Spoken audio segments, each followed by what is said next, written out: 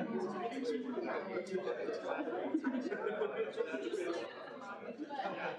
don't know how we're going to teach you, but it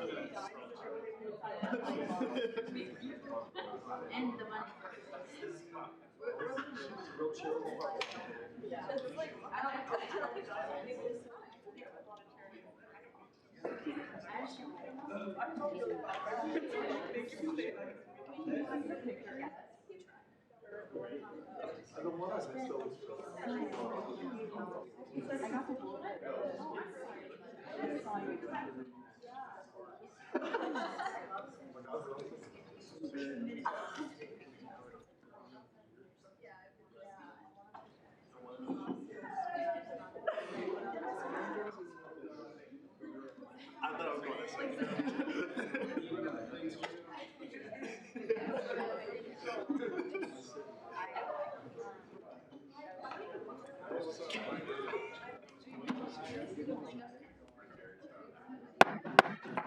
I now call this meeting of the Kansas State University Student Governing Association Student Senate to order. Please rise for the Pledge of Allegiance. I pledge allegiance to the flag of the United States of America and to the republic for which it stands, one nation, under God, indivisible, with liberty and justice for all.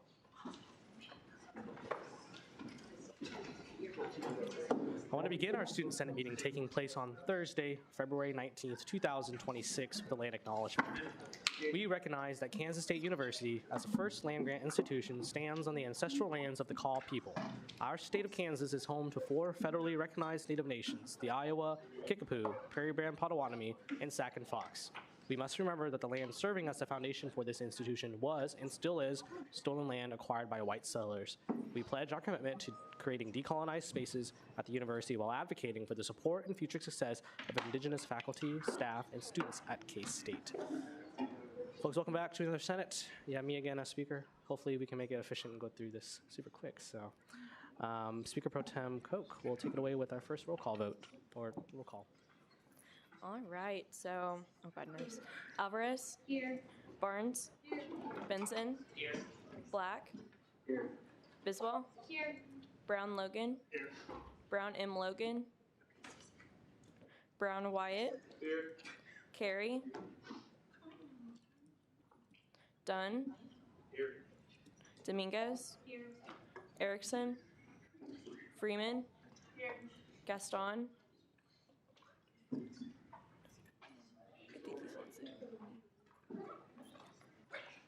George? Here. Glasscock? Here. Guru Shanker? Halstead? Heller? Sorry, here by proxy for Halstead. Hernandez? Holmes? Here. Holzmeister? Here. Hoffman? Here. Kramer? Here. Karunaratna? Here. Kraus? Here. Jacobson? Here. Hassan Chakib? Landwehr? Here. Lilly? Here. Mickey? Here. Mitchell? Here. Naughton? Ohm?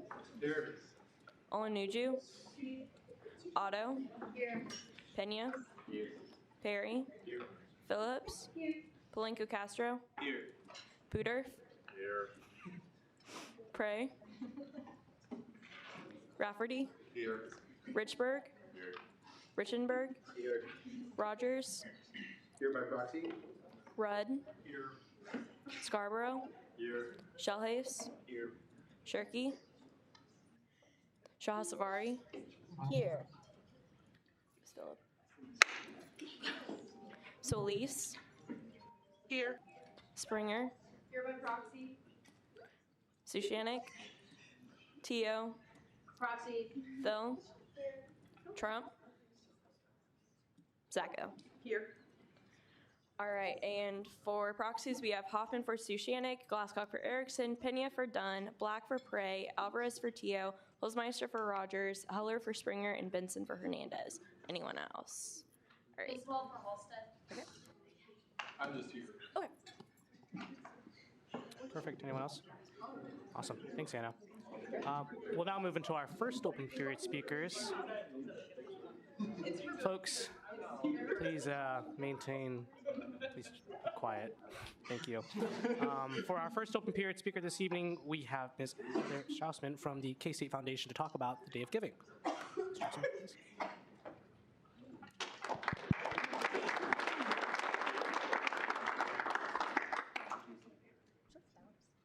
Okay. Hi, good evening. Oh, I think my slides might not be.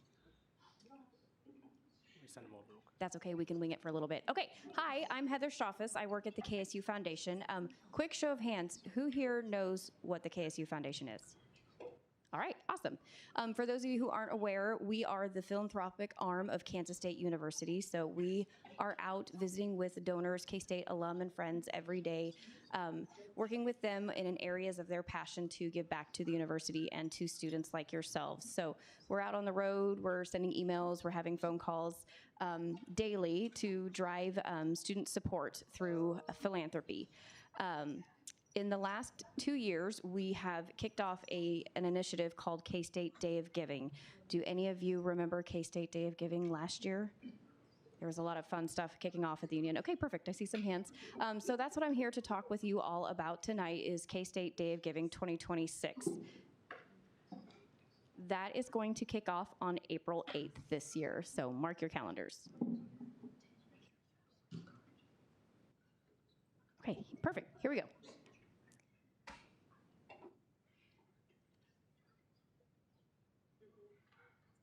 Okay, so the reason why I'm here today is we're going to talk a little bit about why we do a Day of Giving. I'm going to share some important dates with you all, and then we're going to talk about a new initiative of our ambassador program that I thought you would all maybe be interested in partaking in, and then talk a little bit about social outreach. So to dive in and get started, the reason that we do a Day of Giving, it is a strategy that universities kind of nationwide utilize as an opportunity to bring in new donors into the fold, get people excited about their alma mater, and kind of highlight a lot of the really cool things that the university is doing. K-State is doing really unique things every day, and not a lot of people know about that. So it's a chance for a lot of units on campus to kind of brag, highlight, show what they're doing, show what their student support does, and kind of have a high energy day. The focus is philanthropy, so we're also trying to use that as an opportunity to educate students on how alumni and friends support the university and how donor support can impact students immediately on days like K-State Day of Giving. So you're going to start hearing about K-State Day of Giving pretty soon. Our public phase kicks off on Monday. So you'll start seeing social media posts go out from a lot of the colleges, a lot of other units on campus. You'll see some digital signage, that kind of thing around. And then April 8th is K-State Day of Giving. Like I said, that is a 24-hour campaign, so it goes from midnight to midnight. And then April 9th, we have a team dedicated at the foundation that will thank all donors that participate in the day. Like I said, new this year is an ambassador program, so we're really excited to kick this off. We're looking for people who want to raise their hand and partner with us in a really intentional day in terms of spreading the word about K-State Day of Giving. So what that means is you can kind of do it one of two ways. You can kind of look on social media, find your favorite areas on campus social media posts and help spread them just to raise awareness with your friends and family about what they're doing and what they're highlighting for the day.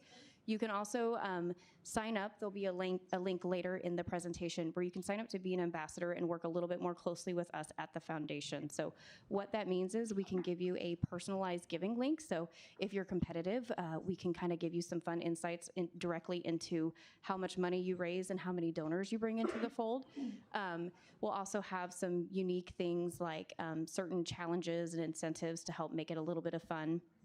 We'll give you some specialized, a link to go to where you can download photos, videos, have some templates on what to say if you're the type of person that likes to create your own social media assets. And we'll just kind of keep you engaged. You'll hear Ashley Carpenter is our staff member who you would be working with directly. She'll send all sorts of fun stuff to you the months and weeks leading up to Day of Giving. So this is kind of a fun, unique thing. Try and make it as low maintenance as possible for everybody. We recognize that you guys in particular are students and we want you to be here to study, but we also want you guys to have some fun and join in and just really help us get the word out about K-State Day of Giving. We're trying to really increase participation this year, so the best and easiest way that you can do that is by sharing on your social media networks with friends and family. And that was my presentation, very short and sweet. Does anybody have any questions for me? Any questions? Senator Red. I know you said that a bunch of public universities have kind of shifted to this type of event. Mm-hmm. What are some of the main things that you hope to get funded as the foundation through the Day of Giving? Great question. So really the foundation wants to highlight as many areas on campus as we can. So every college will be featured. They have the opportunity to highlight 3 to 4 of their priorities that they've decided. We'll also have certain areas across campus like Cat's Cupboard, the marching band, McCain Auditorium, some of those other university-wide areas. DASA will be highlighted. A lot of the DASA programs will be featured as well. So we really want to just kind of give everybody the chance to shine. A few years ago, we did a different giving day. I don't know if anybody remembers All In for K-State. And at the time, that was focused on just one initiative or priority for the big day. But we decided that we wanted to open that up so that everybody across campus has that same opportunity, especially considering there's so much work going on that a lot of people don't know. So we wanted to use it as a megaphone to kind of highlight what the activity on campus is. Good question. Any other questions? Okay, awesome. Thank you, Ms. Traffis. Okay, thanks, guys.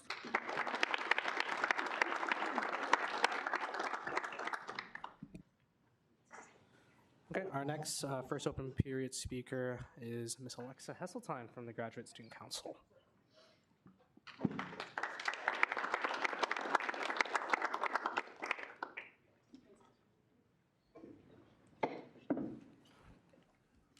Welcome back, Alexa. Hi, guys. My name is Alexa Hesseltine, and I am the president-elect of the Graduate Student Council. My name is Aditya. I am the president of Graduate Student Council. Hi, I'm Carissa Trout. I'm just the secretary. She does a lot more than just the secretary, but we just wanted to introduce you guys to us and hopefully let you know a little bit more about what we do. Oh, this is new to me. How do I use it? Is that? Okay, so this is us. As we said, we also have Srijana, who is not here with us tonight, and Emily, who you may all know. She is our SGA liaison, so she is in cabinet. And so just a little bit about who we are. We represent all graduate students online and in person. And we're basically just kind of a, not really governing board, but just sort of a representative for students. And we hold just different networking events, different leadership and professional development events. And we're really just here to represent the graduate students at K-State. And I'm going to turn it over to Carissa. Hey y'all, so we had a general body meeting and we just wanted to get some feedback from other graduate students on campus. What I've heard from those graduate students and other graduate students is a lot of them didn't know that SGA is for all students. They thought it was just for undergrads because it is primarily undergrads. So we were wondering about the limited visibility and collaboration between SGA and GSC aside from the amazing Emily. So we had a few connection points that we were wondering we would love some thoughts on some joint initiative on shared priorities from the well-being, from like the Morrison family, Lafine Cares, the Care Center, as well as like funding advocacy. I'm sure several of you are aware of the compensation study that went out. I know it doesn't affect undergraduates too terribly much, aside from like undergraduate assistantships or they call it like undergraduate graders. But it affects graduate students a ton, as well as faculty and staff, as well as maybe some graduate-focused outreach efforts at SGA events. So if y'all are having an event, just let us know, and we are more than happy to show up. And just some more increased communication amongst councils. Sometimes it feels a little difficult for us to find out about like student funding fee things. It feels a little bit like after the fact. And we are graduate students know GSC as their like representative to SGA, which they do know our caucus leader, who's incredible, Vijay. I think I saw her on Zoom. She's been incredible and super instrumental and stuff. But otherwise, some other collaboration stuff. So we just had a few questions. We were wondering if you guys could ponder this in your beautiful little brains of how SGA could better signal how it represents all students. I know there was a debate today, and student body and vice president, as well as several other positions, are being voted on. Graduate students also vote on that stuff, and who GSC chooses to represent or advocate for. Yeah, we can advocate for a specific candidate. Will be the person who is able to represent all graduate students, all undergraduate students at not just this campus, but all campuses. What student-wide issues would benefit from the most for joint advocacy, as well as how can both SGA and GSC maintain continuous collaboration across leadership transitions? So.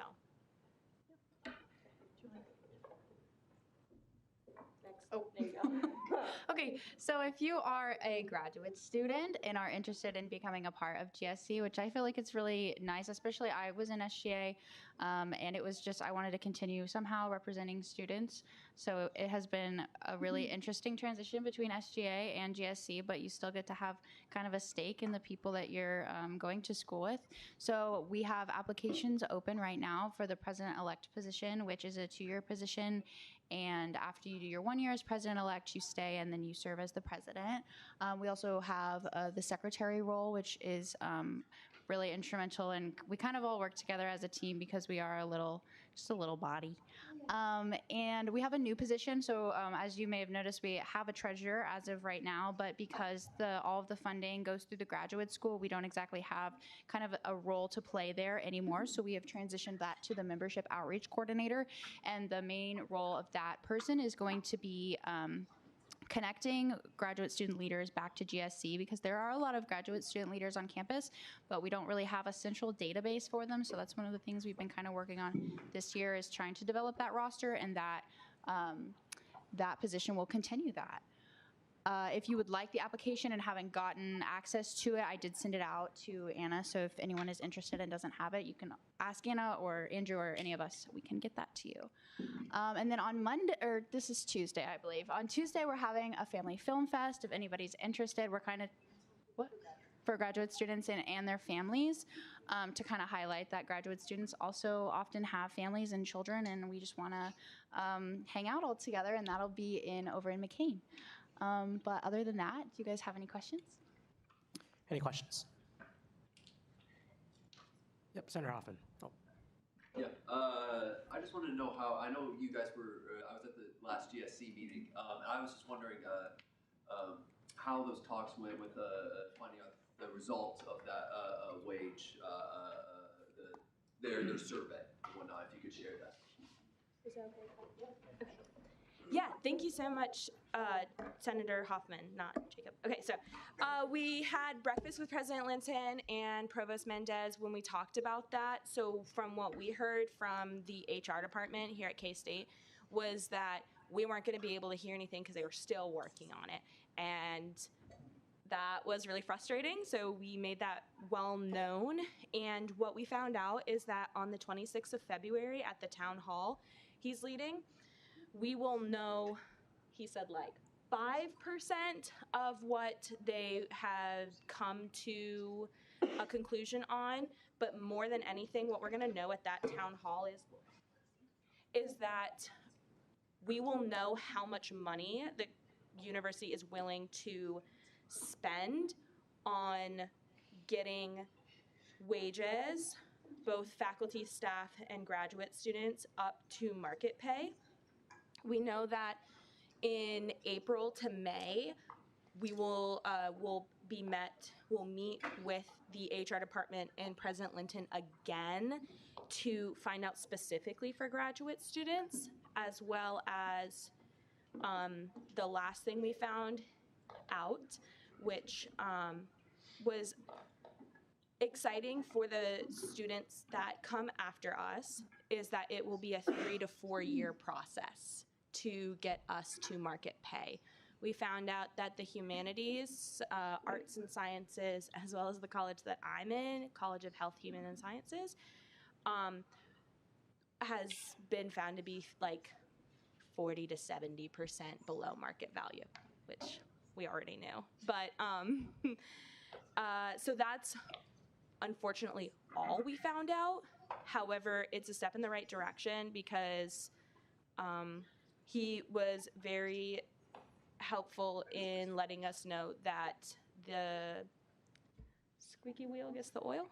So, yeah. I hope that answers your Can I get a follow-up? Sure. Just when, it's a little disappointing about how long it's going to take. When were you first expecting to find out results from the survey? December of last year. Early December, yeah. Senator Glasscock. Yeah, can you guys talk about some of the priorities for graduate students that you all are kind of advocating for? I think one of the main ones that we've been focusing on lately has been the visibility of students, especially within international students. Obviously, the compensation study is on everybody's mind, but there's not tons of things that we can do kind of right now. That's one of the reasons that we're trying to implement and going to implement this new position, is because we know that there are a lot of students. Oh, there's Fajihe. Hi.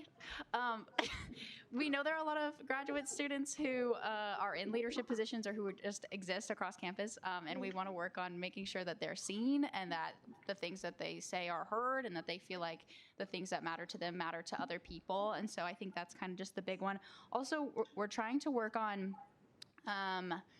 prioritizing having leadership, and by leadership I mean K-State leadership at graduate events, because I think graduate students want to know that upper administration is watching and cares about the success of graduate students. So we're working on trying to make sure that we can get the graduate students connected to upper leadership here at K-State.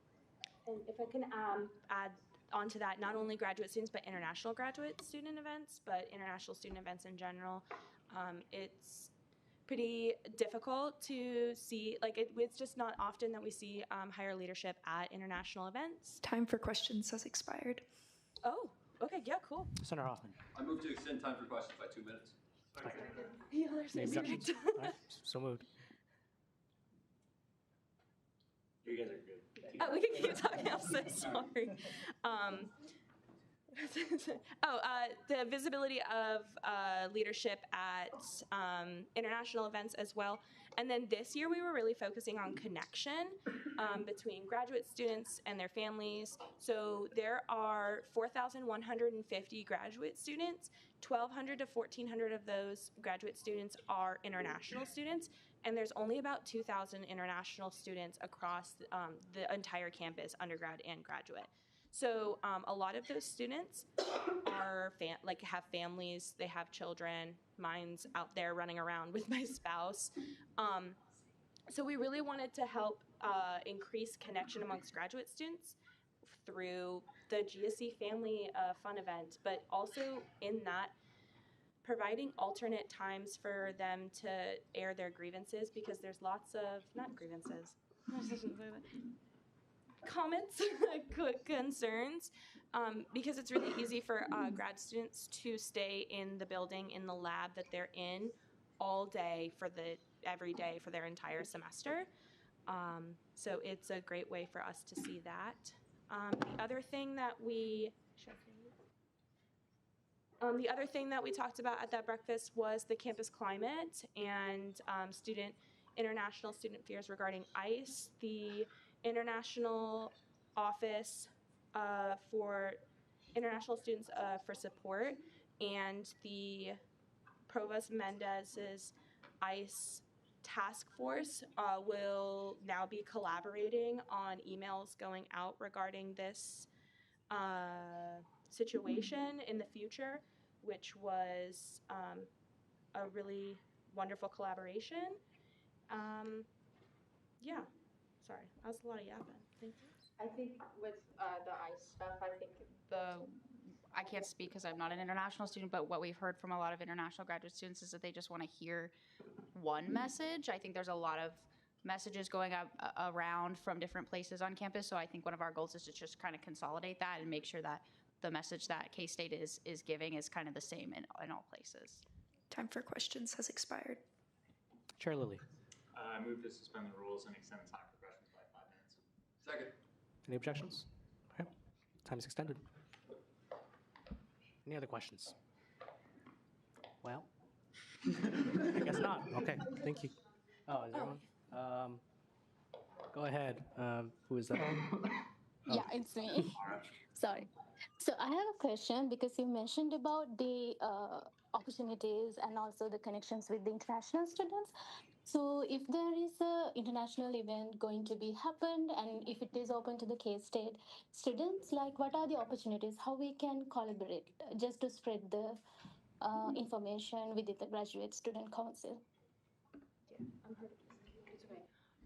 Thank you so much for that question. If you do have an event that you would like us to promote, which we can promote either on the GSC Instagram or the actual K-State Grad School Instagram, we have a one email address. I can't, off the top of my head, I don't know if it's KSU Grad School, what it is exactly. If you go onto the GSC website, it will have that email address. If you email that to us, we can then just put it out because we do. EGSC? EGSC at KSU. If you email that to us, we will get that out and promote your event. So, As well as the president's office said that if we can get the invitation to them at least a month in advance, they will make sure that there is a representative from both and or the president's office or the provost's office or like the dean of research, that kind of stuff. Cool. Thank you. Any other questions? All right. Thank you, guys. Appreciate you.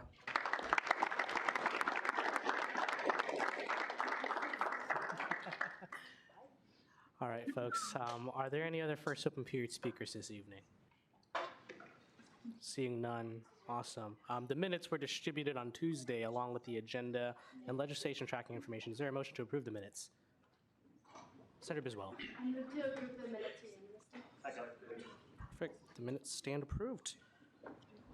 Going to announcements today from Evelyn. Speaker office hours will be held on Fridays from 1 to 2 p.m. and Speaker Pro Tem office hours will be held from Tuesday to Thursday from 12 to 1 p.m. for the duration of the semester up until the end of the term. Proxies, if you're going to be absent from the Student Senate meeting, please fill out this link, even if you aren't sure if your absence will be excused. If you will be physically absent from Student Senate but would still like to attend via Zoom, please fill out the Student Senate request form. Speaker Ediger will review requests based on the Student Senate attendance policy. Do that. Want to give props to someone in the Student Senate, fill out the Senate shoutout form, and Speaker Pro Tem Lee or Koch will read them at the end of our meeting. Fill out your shoutouts in there. To streamline the communications agency, please fill out the social media post request form.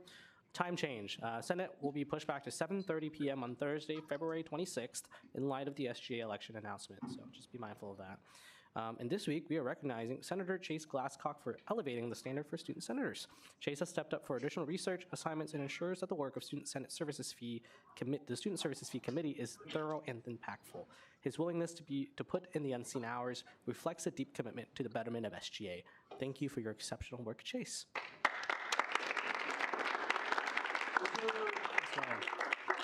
Another thing, if you haven't RSVP'd to the banquet yet, you should do that. +1 form will be going out soon, so we'll keep you posted on that. Today's quote is from Jimmy Carter. The experience of democracy is like the experience of life itself, always changing, infinite in its variety, sometimes turbulent, and all the more valuable for having been tested by adversity. Okay, we will now move into committee reports. Are there any committee chairs I'd like to give a report? Chair Lilly.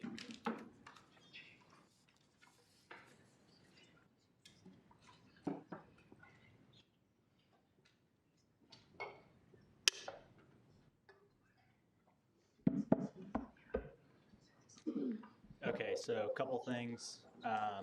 Gracie couldn't be here, so I have election stuff. And as far as my stuff, Ops told me that I have to follow, and I agree with it, to be fair, that I have to follow the attendance policy all the way through the term. So emails will be going out tonight, unfortunately, to like all of 3 people, but still. For the elections, registration closed last night. The total number of people we have registered is 68 for Senate. And do we want me to read out how many by college? Yes. Yes. Ag 11, Art Sci 14, APD 3, Business 11, Ed 4, Engineering 11, HHS 10, Grad School 4, Vet Med 0. So if you know anyone in Vet Med wants to run a write-in campaign, if they put their own name on their own ballot, they will probably get in. The debate was yesterday. I was in controls, but I heard it went well. There are no more elections violations. The email says Thursday, February 19th is the last day to do the elections training. I don't know how true that is because it's, I guess that would, I don't know. You know what? Thursday is the last day to do the elections training. There's some online one. So if you have registered to be in the election but have not completed that, it is a Class 2 violation if you don't do that. And I don't want to have more elections hearings, so please do that. Are there any questions for either ops stuff or election stuff? Yep, Senator Freeman. Do you have the numbers that are going to be per college? Like, not the who's running, like, how many seats? No, so I emailed Gracie last night about it, and she got the 20-day numbers, but the 20-day numbers were on a somewhat cryptic spreadsheet that we could not make sense of, and also did not split up APD in the correct way, so we don't really know. I have the numbers from, I did the math for last semester's enrollment numbers, and usually it's the same. Do we care enough for me to dig for those, or do you want me to send them out afterwards? Send them out after. Perfect. Any more questions? Any other questions? Awesome. Thanks, Joseph. Are there any other committee chairs I'd like to report tonight? Perfect. Are there any directors? Oh, sorry. Chair Sharkey, go ahead. All right. I've sent the parliamentarian Coke, the slideshow for the report. While that gets pulled up, this is the annual survey report. So required to do this. We conduct this every year. I don't see it on the screen, but can you guys see it on your big screen down there? Yes. Okay, perfect. Then I'll begin. Data was collected during fall 2025, administered by SOC as always. You guys know what this is. We do it every year. We ask about critical issues that we've been working on to address by policy over the past term. So next slide. Each of these slides is going to have one of the sections of this report, and it's going to have all the graphs from that report. I'm going to explain them all one at a time. So first section was basic information. We asked what college programs people were in, what year they were in, and where did they live during the year. And you can see on our figures that most of our respondents were either graduate students or our graduate school members, or Art Sci, or engineering, or Vet Med, with smaller showings by APD, HHS, education, everybody else. And on figure 1, the little tiny bar chart below that is what we would have in a perfect world. What that indicates is that this survey is probably going to overrepresent the issues that are faced by graduate students, engineering, and Vet Med, and it's going to underrepresent the issues faced by some other colleges. However, with 330 total respondents, we can be confident that the results of this survey are generally applicable to the average student's concerns. You'll notice in Figure 2, and these are, you're allowed to select multiple, so there's an overrepresentation of grad students. Interesting thing, that happens every year. Not quite sure why, but it all happens every year. Figure 3, most of the students that respond here are off campus. That's going to be important later because when we ask about parking, that drastically affects what solutions they're advocating for. And then the residence halls had a decent showing. You should expect Kramer to have a higher bar because there's so many engineering students that answered the survey. But generally, we should expect off campus to be the largest because that's where the most students are. Next slide, please. Section 2, applied learning experiences. You guys might remember this as something that the Senate talked about in a resolution, a few resolutions actually, during the year. These are internships, co-ops, work experiences, the sort of things that you're either required to do to graduate or are expected to do to be competitive in the workforce. Figure 4 is how many of the respondents actually have an applied learning experience. It was about a third. Figure 5 is how many. I believe our maximum was 7. Most people had 1 or 2, which is probably what we expect because, you know, some people are only taking the one they're required to get.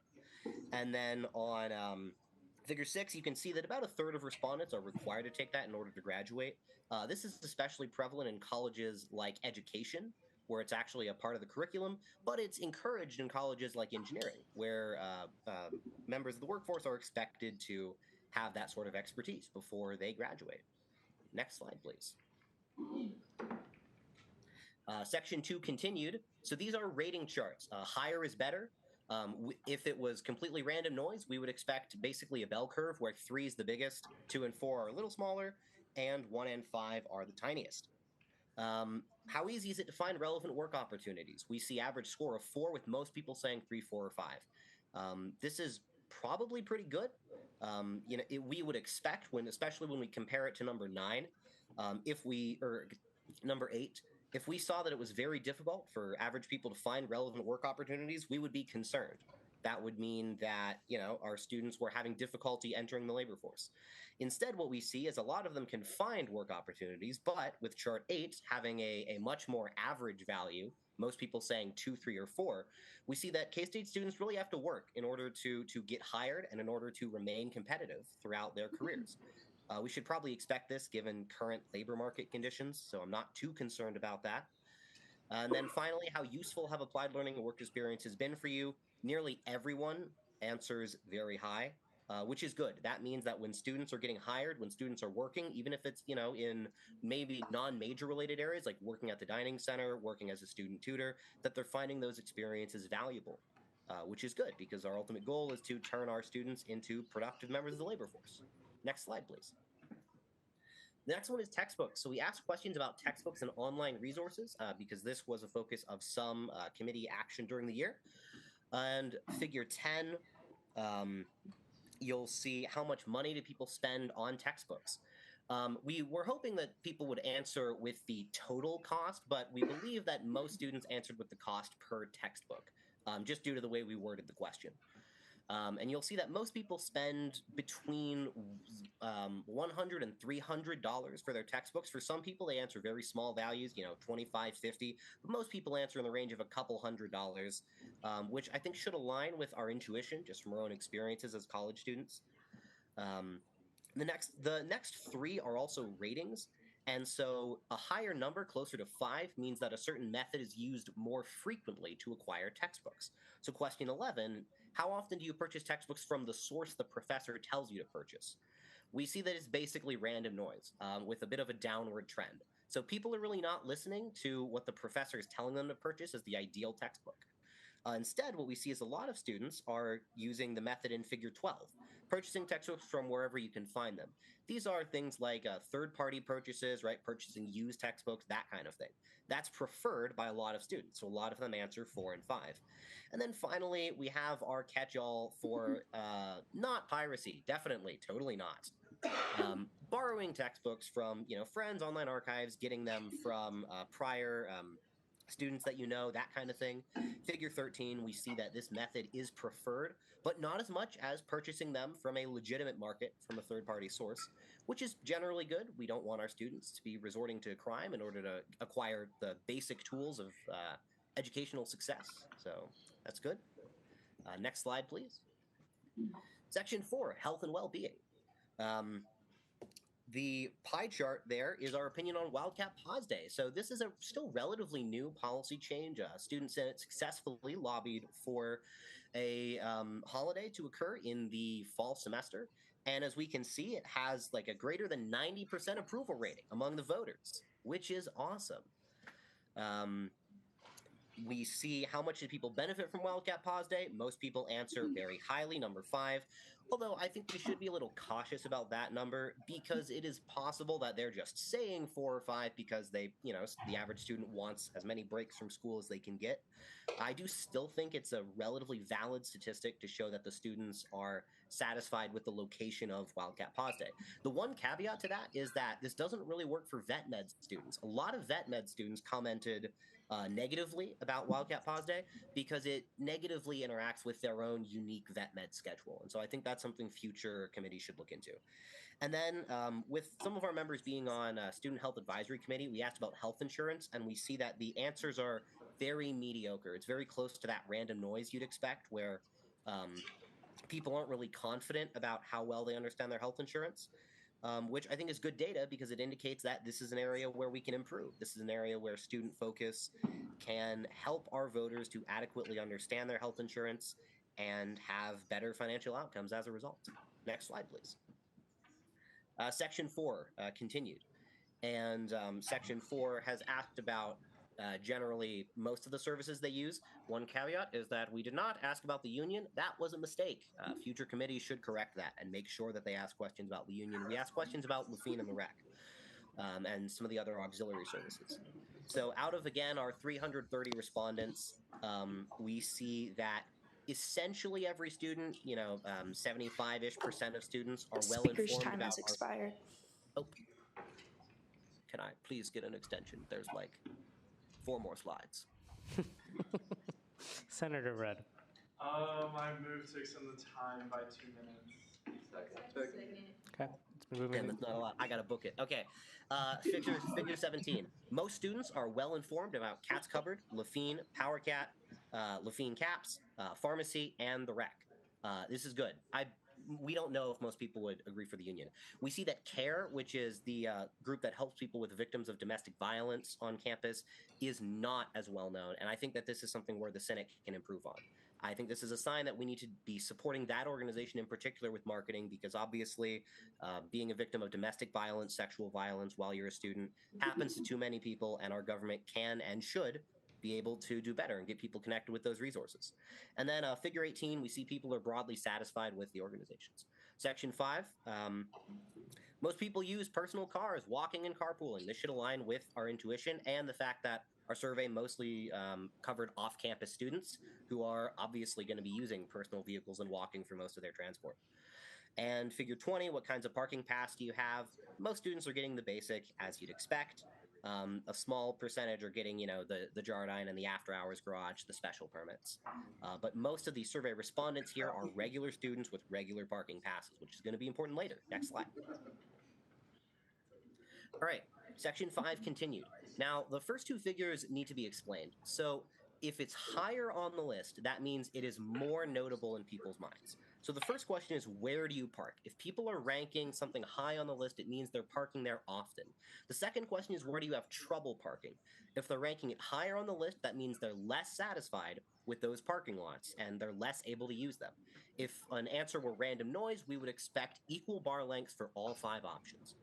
Instead, what we see is, as we'd expect, most people rank classroom and building lots as the areas that they park most frequently and the areas they have most of a problem with.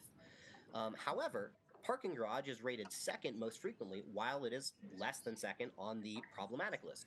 This should probably make sense to the Senate because the parking garage is by nature reserved and so should have lower difficulties parking.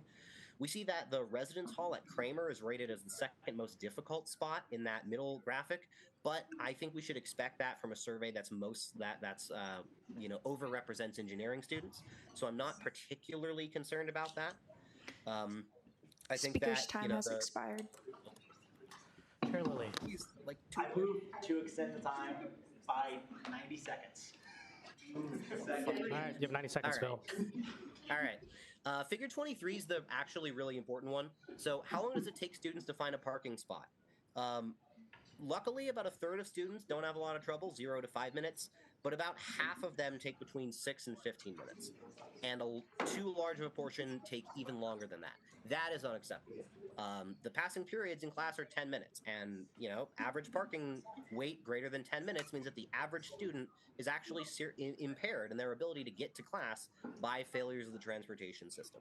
That's what this survey seems to suggest, although again, we expect that, just based on parking demand, that some people are going to overrepresent their wait time between classes. I do think this is an area of very serious student dissatisfaction. Next slide.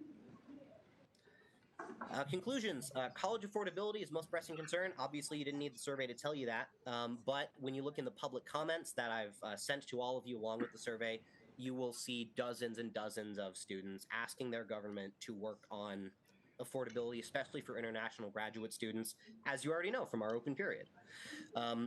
We see that students are getting value from the applied learning experiences they already have, and they're being very competitive in those. We see that a lot of students are taking a lot of creative measures to reduce the price of textbooks, but that they're still paying hundreds and hundreds of dollars for textbooks every semester. I think this represents a serious area where we can help improve through policy, especially as the library is already working to reduce these textbook costs through publishing support and open access to resources.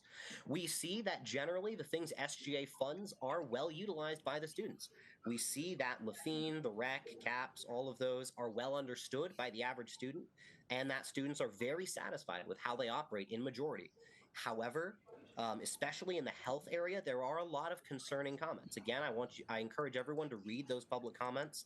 There are a lot of students who have had bad experiences with these organizations, and so I think that means there's room to improve. Speaker's time has expired.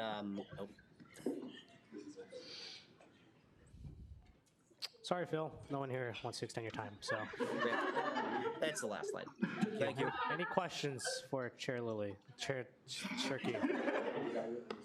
No? Cool, awesome. Are there any other committee chairs that would like to give a report tonight? Are there any directors that would like to give a report? Attorney General Boniface.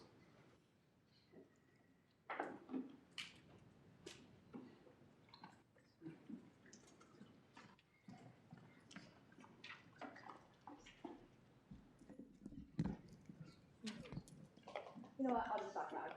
I'll make this super fast so you guys can get out of here quick tonight.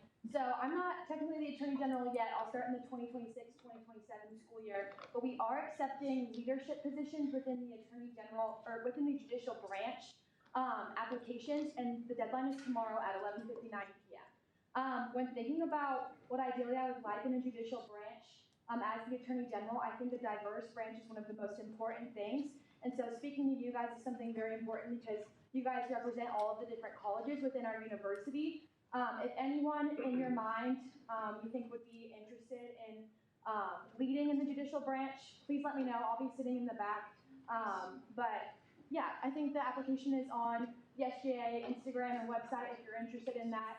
And then also share that with your peers. And then also, as your guys' term is wrapping up, I'd love to hear any ideas about branch collaboration. Like I said, I'll be in the back tonight, and I'm open to communication via email as well, but would love to start hearing some ideas as I'm prepping for my transition. So, thanks, guys. Of course, any questions for Attorney General Boniface? Okay, thanks, Sam. Thanks, Meatball. At the end, are there any other directors that would like to give a report tonight? Perfect. We'll move on to approval of allocations. I'll entertain a motion to approve the allocations. Senator Biswell. I move to approve the allocation to Second. Perfect. The allocations stand approved. We will now move into final action And final action item, Bill 252671, update to the Sustainability Director duties in the KSU SGA bylaws. Will the author please come forward?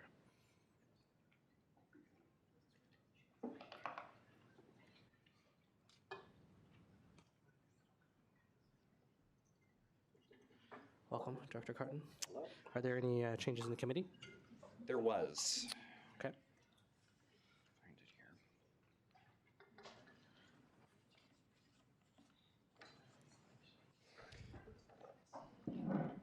Okay. Updates to it have been lines 35 and 36 have been updated to say serve as a member on the KSU Parking Services Council of Parking Operations unless an alternative representative from the executive branch is appointed by the student body president. And then I want to say line 38 has been updated and is to say serve as KSU SGA executive liaison to KSU facilities. Perfect. Well, you have first rights to debate. I'm actually going to try to open up the floor. I want to hear your guys' arguments or comments about this, and then I will answer it after so. Seeing that that was debate in the positive, is there debate in the negative? Is there any debate in the positive? Is there any further debate at all?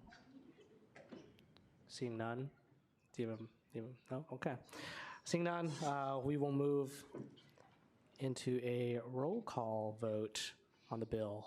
Speaker Pro Tem Koch will take it away. All right, Alvarez, Yes. Barnes, Yes. Benson, Yes. Black, Yes. Biswell, Yes. Brown Logan, Brown M. Logan, Brown Wyatt, Yes. Carey, Yes. Dunn, Yes. Dominguez, Yes. Erickson, Oh, yes.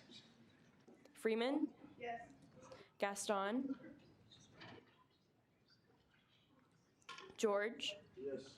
Glasscock, Yes. Guru Shanker, Yes. Halstead, Yes, by proxy. Heller, Yes. Hernandez, Yes, by proxy. Holmes, Yes. Holzmeister, No. Hoffman, Yep. Kramer, Yes. Kraus, Yes. Karunaratna, Yes. Jacobson, Yes. Hassan Shakib, Landwehr, Yes. Lilly, Yes. Mickey, Yes. Mitchell, Yes. Naughton, Ohm, Yes. Onuju, Yes. Otto, Yes. Pena, Yes. Perry, Yes. Phillips, Yes. Palenco Castro, Yes. Potter, Yes. Prey, Rafferty, Yes. Richburg, Yes. Richenberg, Yes. Rogers, No by proxy? Rudd, Yes. Scarborough, Yes. Shellhace, Shirky, Yes, and also Prey is yes by proxy. got it. Shahasavari, Yes. Solis, Yes. Springer, Yes, by proxy. Sushanik, Yes by proxy? Teo, Yes, by proxy. Till, Yes. Trump, Yes. Zacco. Yes. All right, Bill 71 will pass 54 to 2 to 0. Okay, we will now move into the introduction of allocations. I'll entertain a motion. Senator Biswell. I move to consider the allocations. Second. Perfect, and seconded. Will the authors of the bills please come up?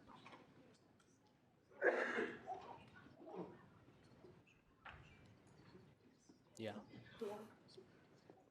Okay. Totally edgy. Okay.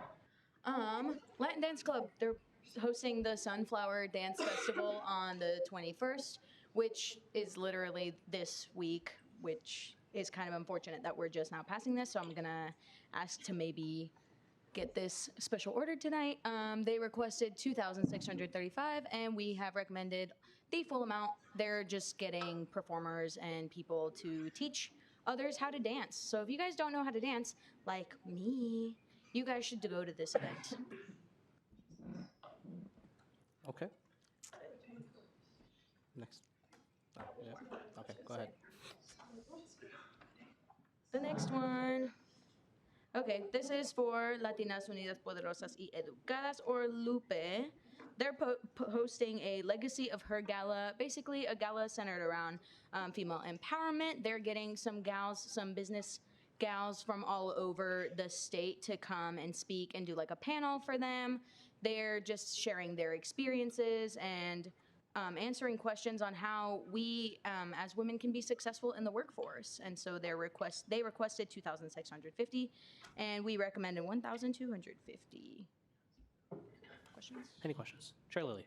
I got a correction. Line 2 should be right aligned. Great.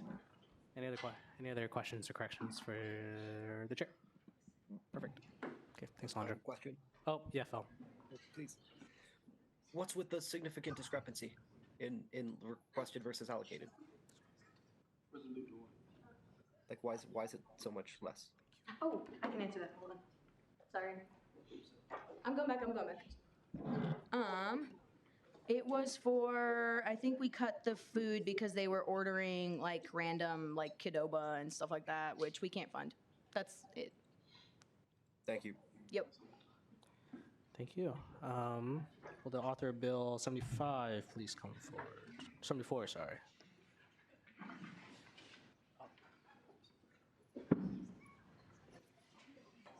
Welcome, Senator Brown. Thank you, Speaker Lee. Okay, so the Jiu-Jitsu at Kansas State University asked for a travel request to go to a little national championship kind of tournament. It's happening in Nebraska, and really that's it. The part that I want to kind of bring a bit of attention to, just in case you're curious, is the whereas clause on line 24. I'll just read it real quick. So it says, even though Student Allocation Committee reviewed them during our sports club allocation, they are a first-year club and therefore do not receive any funds from SAC until next academic year. So usually we don't like clubs to double dip from both sports funding and travel funding, but they haven't existed at all. So they have never dipped, period. So this is their first bit of money from us. So that's it. Awesome. Any questions or corrections for the author? Awesome. Thank you. Will the author of Bill 75 come up? Welcome, Senator Richburg. Thanks for carrying my charger. Appreciate it. So Lambda Chi Alpha's fraternity is going to their General Assembly from July 17th to 22nd. Hey guys, can we try to limit crosstalk? Thank you. They're taking 2 members to Kansas City, and they asked for 400, and we're giving them 400. Any questions or corrections for the author? All right, I have a correction. Yeah, go ahead, Phil. On line 34 and 35, it doesn't specify the account. Okay, they'll go in and fix that. Oh, yes. Chair Black. We didn't have the account string when we authored this, but we have it now. Chair Lilly. Yeah, he sent it to me. That's my bad. Oh, okay. No worries. Hi. Thanks, James. All right. Will the author of Bill 76 please come forward? Welcome, Senator Landwehr.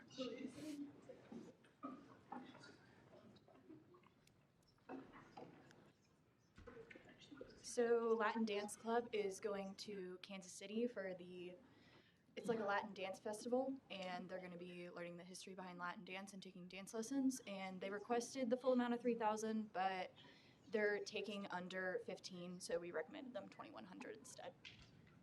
Perfect. Are there any questions or corrections for the author? Chair Alvarez. Should it say Latin Dance Club, or does it matter on the first whereas clause and on the title? It's just a suggestion. Oh, yes. Yeah. Yeah, they'll fix that. Any other questions or corrections for the author? Chair Shirky. Line 36. I know that both that one and line 31 can't be right. What's line 30? because we can't allocate them 3,000 and recommend they be allocated 2,100. But my question for the committee is, how many members are attending this event? Senator Black? Yep. Yeah, well, so Emma was gone on Monday when we amended our original decision from 3,000 to 2,100, just because we're kind of low on funds and it's only in Kansas City. And somebody, I won't say who, forgot to go in and change it on line 36. So, yeah, we should amend it to say 2,100. Well, perfect. We'll go back to your committee anyway. So. Thanks, guys. Yeah, Chair Lilly. This is the one that you did send me. Okay. Can we add NISA 1523 CW to 39? We can do that. Yeah. Thanks, Max. Thanks, Emma. Perfect. Okay. We will now move into introduction of legislation. Up first, we have Bill 252677. Oh, yes, Chair Alvarez. Sorry, I moved this special order, Bill 72, so that we can do it. Second. All right, it's been seconded. For land use. Okay. Bill 72 is special order. All right. Yeah, go ahead. Bill 252677, disbursement of reserve for contingencies balance. Yes. I moved for the office. I'm gonna read this whole one. Okay. Yeah. Authors Max Black, sponsored Student Allocations Committee. Whereas the Student Allocations Committee allocates money to student orgs from the campus organizations line item of the student activity fee, which is dispersed from the reserve contingencies account. The campus organizations line item budget for the Student Allocations Committee is $39,893, whereas the deadline to apply for student allocations funding for events held April 1st through September 30th is the first Friday in February, whereas the Student Allocations Committee received an unexpected amount of funding requests after the passage of Bill 252661, whereas the Student Allocations Committee has already allocated $52,973.95 to student organizations, whereas the Student Allocations Committee has 6 more applications to hear totaling $9,600 in requested funds, whereas Section 060202E of the Kansas State University Student Governing Association statute states at the discretion of the Student Allocations Standing Committee or the Community Engagement Standing Committee, and with the approval of the Student Senate, up to $30,000 in additional funds per committee may be dispersed from the Reserve for Contingencies account to the Student Allocations Fund or Community Engagement Funds each fiscal year. These additional funds shall not be limited to the above requirements and may be used for any organization's request for the current fiscal year. Be it enacted that Section 1, upon passage of the Student Senate and signature of the student body president, $6,000 be dispersed from NISA Conserve to the campus organizations line item. Okay. Are there any questions or corrections for the author? Thank you, Chair Black. Wait, I have a question. Yep, Chair Shirky. For the author. Uh-huh. On line 39, the account number is not correct. There isn't an account number. What makes you say that?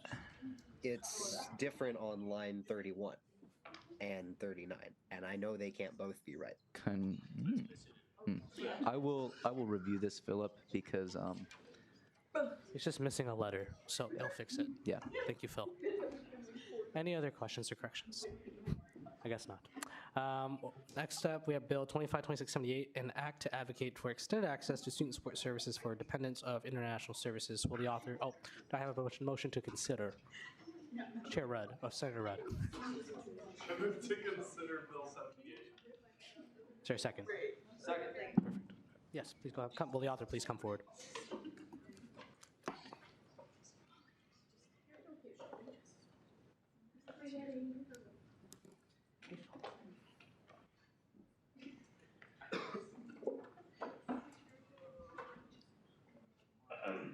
Hello, everyone. This bill is about and how to advocate for extended access to student support services for dependent of international students. The authors of these bills are Mayowa George and Olushola Laguje. Sponsors, graduate student caucus, and Philip Shirky. Senator Schultz, you have to read the bill exactly off of this. I can give you this. Oh, Yeah, just read it straight up, top, bottom. Is it the same one? Oh, here.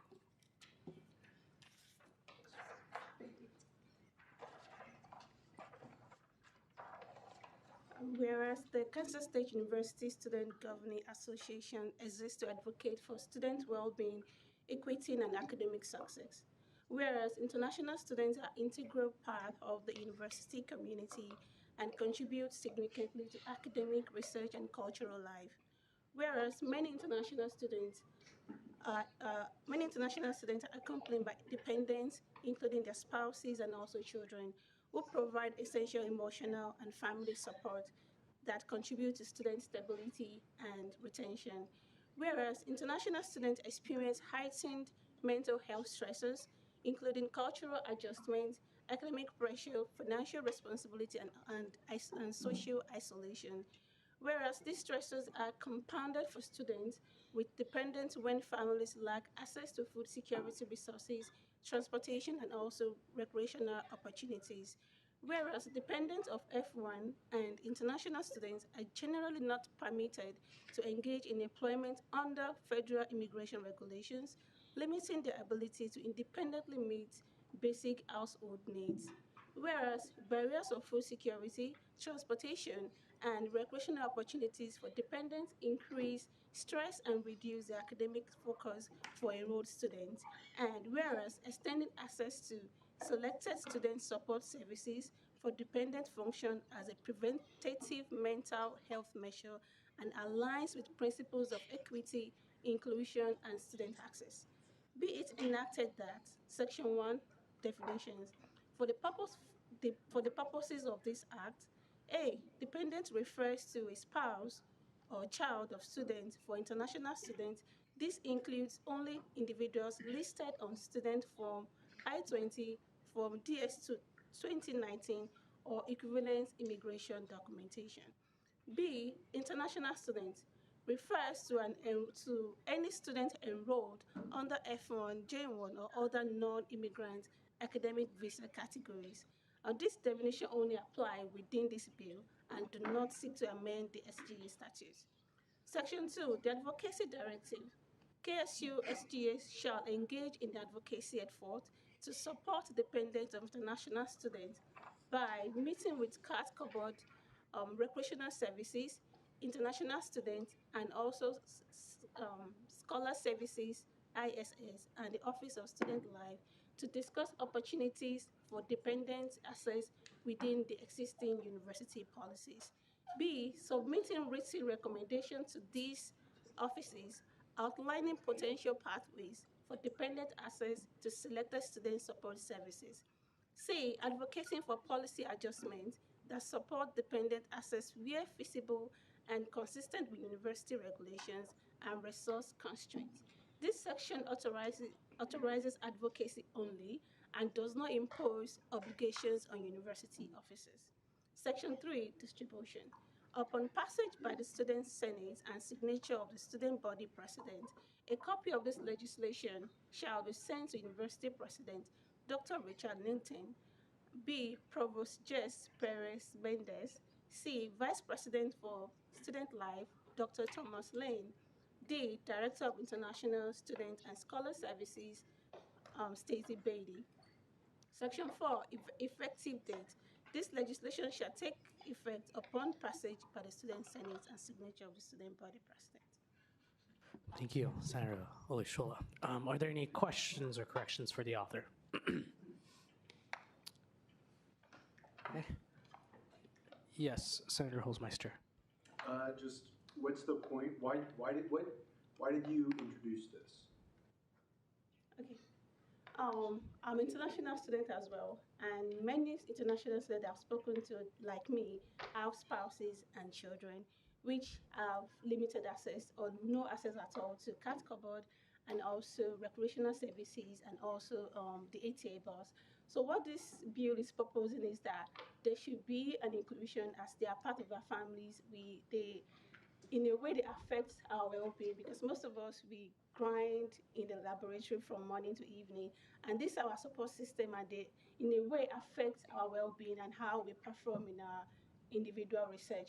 So if the school we are advocating and encouraging the SGA to help us advocate for this so that there could be a pathway for inclusion. And we're not even saying that it should be free because we know that nothing comes for free, but we're saying there should be options in case if a family wants to sponsor their dependents in terms of maybe the recreational services or cat couple, but there should be provisions for these options and not just blanket leave them out of the whole situation as they impact our life in a way. Thank you. Senator Black. Can you explain what services the International Student and Scholar Services provides that you would want extended to the families of international students? Okay, so the reason why we included international student service is because unlike domestic students, international student dependents are documented by the international ISS. So they will have all the information of all the dependents, both the spouses and all the children. So it will be easy to be able to make, work with the university to provide a pathway so that it could be done. It's just for the purpose of documentation. All right. Senator Holzmeister. I was wondering, so did you guys originally go to the committees, or I don't know, did you go to the committees first, or? What are you talking about? Did they originally send an application into a committee? Are you saying if we've reached out to these services first before this bill? Yes. No, we haven't. Senator Dr. Rafferty. I'd like to defer my speaking rights to Alexa House. Yeah. I'm still here. I think you might add for distribution, just add the graduate student council. Okay. So that we can be a part of this. Cool. Any other questions? Senator Zacko. I'm curious as to your reasoning behind this bill in terms of including the dependents of international students, but maybe not the dependents of non-international students. So the people who are non-international that have a spouse or a child on campus, would that not apply to them as well, or is this just international students? Okay, your question is kind of very similar to the previous one. So the reason why we restricted this bill to international students is because the dependents and the spouses of international students are already documented by the ISS. So it's going to make the whole solution easy. But however, this can also be expanded beyond international students. I mean, if this works out, then other domestic dependents, if the school agrees, can also be added or included with it too. Yeah. Any other questions? Senator George. So just to add to, I have to. Sure. Point of information. I feel like in the bill, one of the reasons why this is extended to the international students is international student spouses, they are not allowed to work in the United States. With the authority of the immigration service, they can't work. So that's one of the reasons I feel like international students, that's one why we feel like it's just for international students. Whereas it can be extended to domestic students too. So that's the major reason actually, because they can't work, they can't make money for themselves. They only depend on, maybe if the wife is in school, you only depend on your wife. If the husband is in school, you only depend on the other husband. So that's one of the reasons why they're thinking of international students.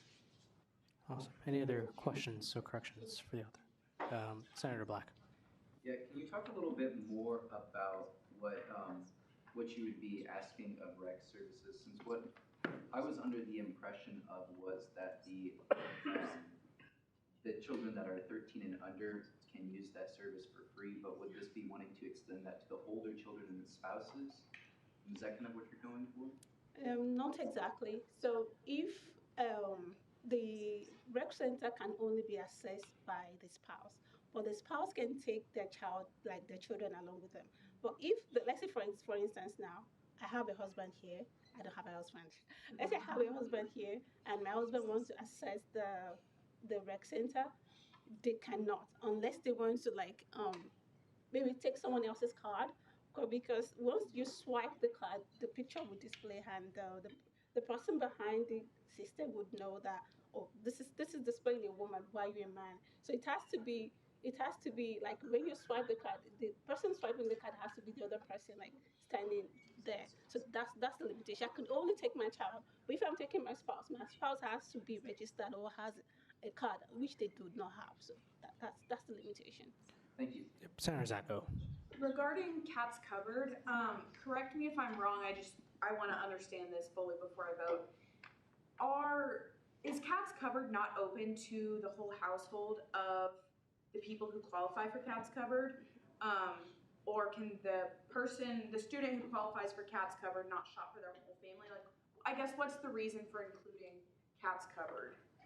So, just like domestic students or national students, you can only shop for yourself. Like, regardless if you have 5 people living in your household, you can only maybe like take one keg of milk, one crate of egg, things like that, just one per person. But if it's extended beyond the dependent and the spouse can also shop, so that would ensure food security in the household. I mean, we have people that have 2 children with the spouse making 4 people. So depending on just one person, it will not just do the magic. So that's why. Chair Turkey. I wanted a point of information. Okay.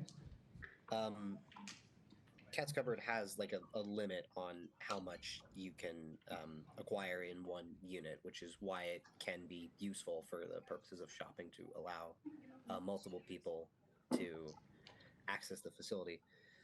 I do have a question for the author, Mr. Speaker. Go ahead. The question is, so this legislation is calling for advocacy. And what do you think is the most appropriate step, right? If this is passed, what is actually the path to achieving some sort of policy objective in line with the goals of this? Things like what branches do you foresee helping with this, right? Who do you expect are members of our government to be meeting with, and on what authority, that type of thing. Okay, so I think we could start with the high SICs. They already have documentation of the dependent, and then we could follow that with the probably survey, because this bill, I mean, people could say it's just our own views. That what if what we are saying is not is true? So we could have a survey targeted to maybe even domestic and international students that have dependents, and let them share their own views, their concerns, and if so as to support this recommendation. And then the outcome of that survey would lead to more pathways on what should we do and how to solve this problem. Thank you very much. Any other questions or corrections for the author? Okay, thank you. Senator Sola. All right, folks.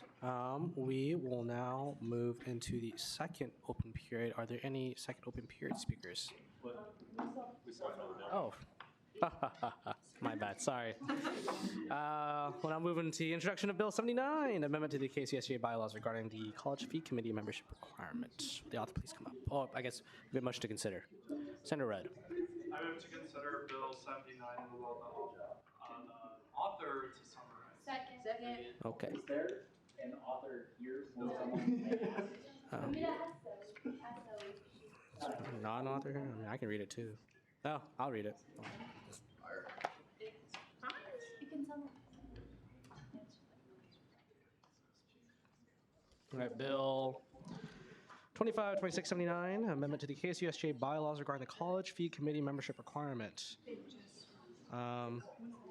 Basically, you let me summarize. So Senate Bill 125, passed by the Kansas legislature, requires the elimination of programs and like DEI. Hey guys, can we try to limit crosstalk?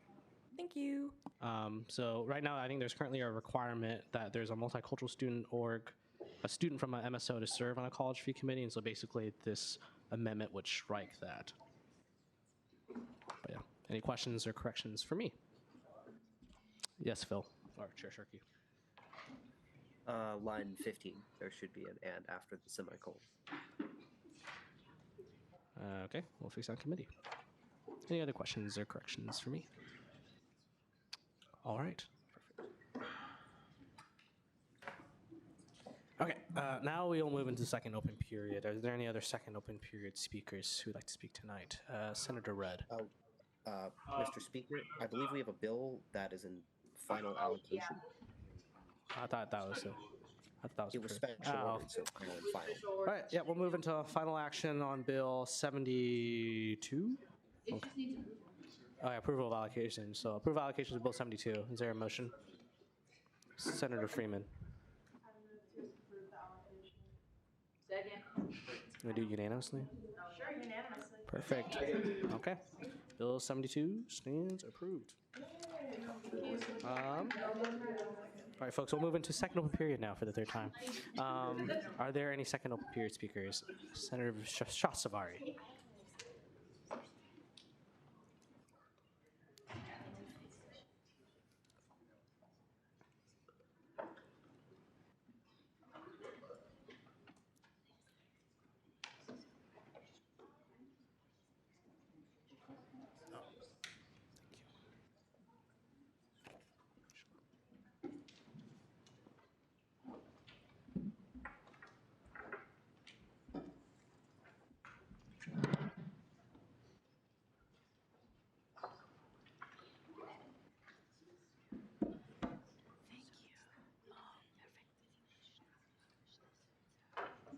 So I will just go undone this one. Okay, thank you.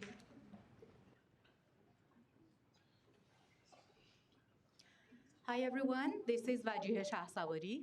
I'm from Iran, and I'm so thankful to our Senate that they gave us this opportunity to speak about the issue that we are facing right now in our country. Well, I carry a responsibility to be the voice of the people who are silenced to tell their stories, and no one is allowed to report that. Silence is kept in our country, and the violence has happened in the last 47 years. We fight for freedom. We are, being killed just because asking for our basic human rights. So the people in my country, their lives matter. Their names matter. They are not just numbers. They are human rights. They are human. They need human rights. So I hope that you understand their voice and be our voice too, echo our voices, and help us to fight with the terrorist regime that is killing the people in my country right now. We fight for humanity, and we fight for a better world. So if I want to start with the country that I'm living in, I want you to understand the difference between the flags. The flag that the regime that attacked our country, the Islamic countries that attacked our country like 1,400 years ago, they imposed their religion to us. And in the last 47 years, we were just silenced. We were treated like slaves. So they changed everything in our country. They started with the flag. Our flag was with the lion and the sun, but they came and removed that. Remember, the flag of a country is the identity of the people. You can never change that. Whatever you do, it will be in our heart. So they changed our flag. Now I want to tell you all around the people all around the world that people are, resistant. We won't accept the changes. We will have our identity and keep that. So I want to show that there is a big difference between Iranian people and the Islamic regime there. The Islamic regime has had a huge propaganda in the last 47 years to show to the people around the world that they can do violence and they can terror, they can do whatever they want, but they are not our representatives. They are not our leaders. They never respected our prosperity. They never respected our dignity. They never respected our values. Our people are different from the regime there. The terrorist regime is killing the people there. In the last month, we started 2026. But unfortunately, in our country, the people experienced the sudden total digital blackout. There was no internet, no phone calls, nothing. We couldn't have any connection even 1 minute with our family members. We didn't know even our parents, our brothers, sisters, beloved ones are alive or not. Why? You know, this is what the Islamic regime does there. Every now and then, every year, when there is demonstration, people come out. What do? They disconnect the internet. They kill thousands of people. And the people around the world don't know anything. This is the slaughter that every now and then happens in my country. In 2019, there was the shutdown of the internet, and then 3,000 people were killed or executed. In 2022, if you heard about women life freedom, more than 5,000 people were killed. But what did they do? Just disconnected the internet. Everything went black. We woke up. 5,000 people were removed. Now in 2026, you see what happened? The modern Holocaust. More than 60,000 people were killed in 2 days. And the world is quiet.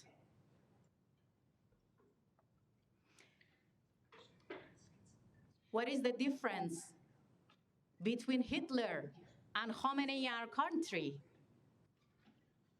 Well, Khomeini is killing its own people.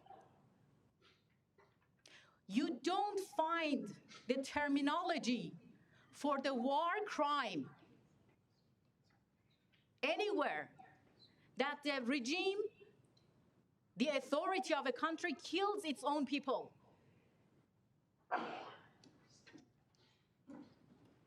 You can see the hills of bodies in our country.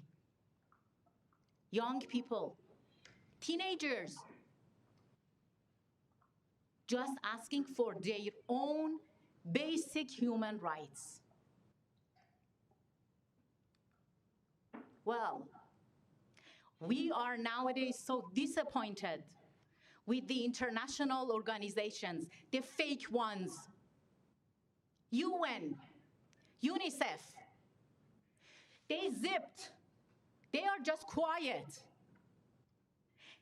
You see, they found how much money they get, and they are just quiet. You know why? Because the smell of dollar, the smell of oil doesn't let them smell the blood.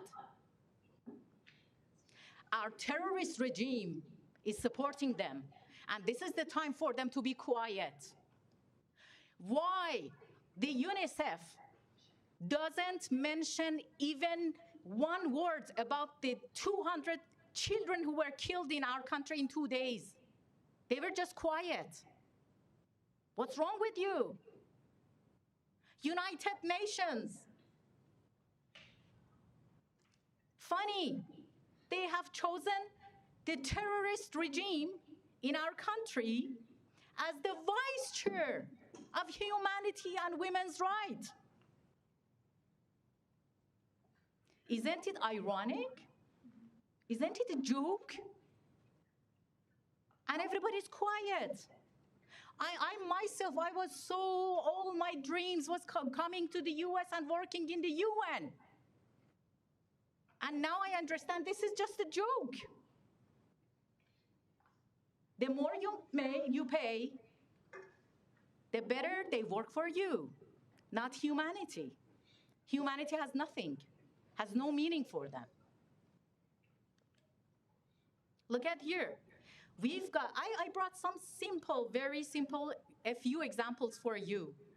The first one, you can see a girl who survived cancer, but she couldn't survive the regime's, bullets. The other one, how old is he? He was just 17 years old. Teenager. How can a teenager be a terrorist that the regime shoots the unarmed people, unarmed, innocent civilians just for asking for freedom? And then they robbed his body, his corpse, and asked for thousands of dollars for the bullet money from his family. Yeah, this is the terrorist regime in our country.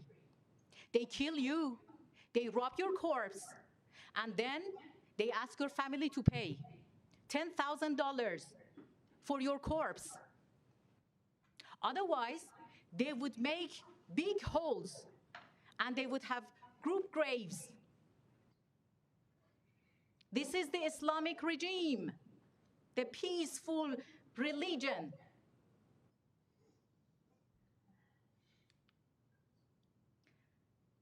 The other problem, doctors and nurses, they promise to save people's lives.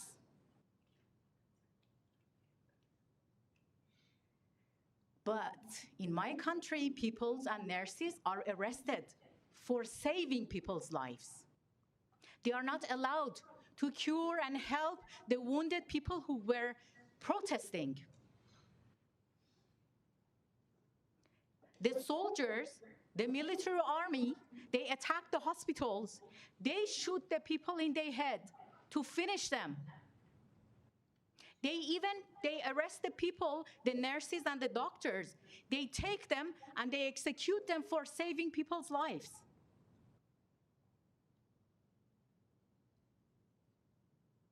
What is the difference between Hitler and Khomeini, the Islamic regime, the terrorist regime? And everybody's quiet because there is a name, Islamic. Oh.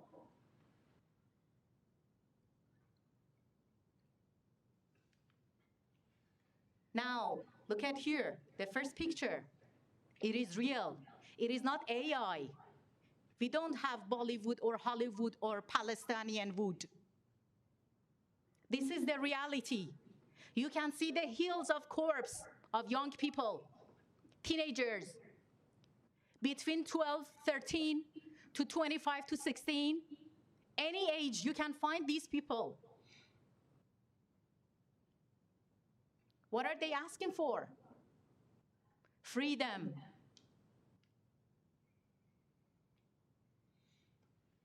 You see the numbers. The number for 11th of September, after how many years you are still talking about that? They were about 3,000 people. The people, the troops that were killed from USA in Afghanistan, they were about 7,000 people. In Ukraine, 10,000 people. Now in my country, in 2 days, 60,000 people, more than that. And they don't announce the clear number because they know what they have done, the massacre that they have done. The number is like 20 times more than the 11th of September. But what happened in September? Terrorist regime attacked your country. There was another group. We have the same situation in our country. We are taken hostage by this regime. Where in the world you can find that America, United States, threatens this regime that if you continue killing the people, we will attack you. And they say that's okay. If you attack us, we will kill our people. Where in the world a country threatens another country to kill its own people?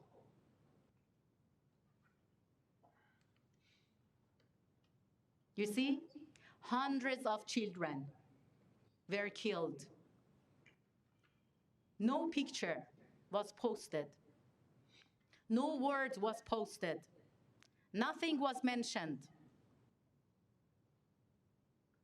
We should I really want you all or anyone who has this authority to defund and shut down these fake organizations.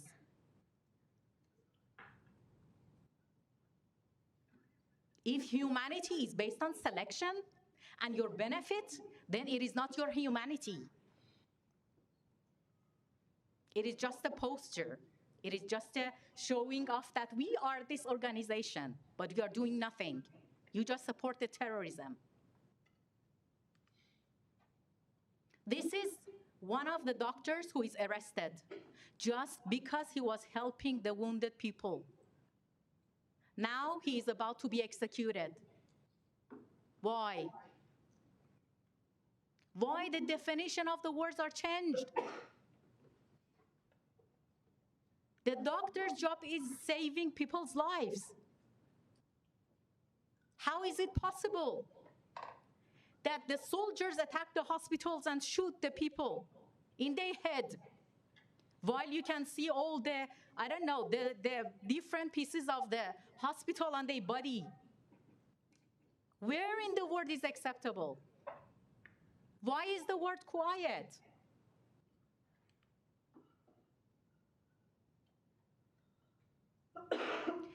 This is the one that is funding all the terrorist groups and proxies around the world. Hashd Shabi, Hezbollah, I don't know, any groups, Houthis. They are killing people all around the world because of their ideologies. They want to spread Islam all around the world just by killing people. If you Americans and your president don't help us, you will have worse situation in future. Believe me. You will one day remember that there was a group of Iranians standing here. There was a woman who was making awareness that be careful about these people. Do not have negotiations with them. They are never, ever honest people. They might say, okay, let's start negotiation, but at the same time, they have gun behind to shoot you at the first minute they have the chance. We have to stop it. If you don't stop it, you won't see the peace. You won't see any kind of freedom, any kind of liberty in the world if this type of terrorist regime exists.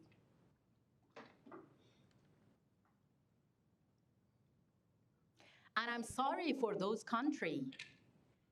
I can say that 57 Muslim countries are around the world that not even one of them mentioned any pity, any reactions to the slaughter that has happened in our country. No reaction to the massacre.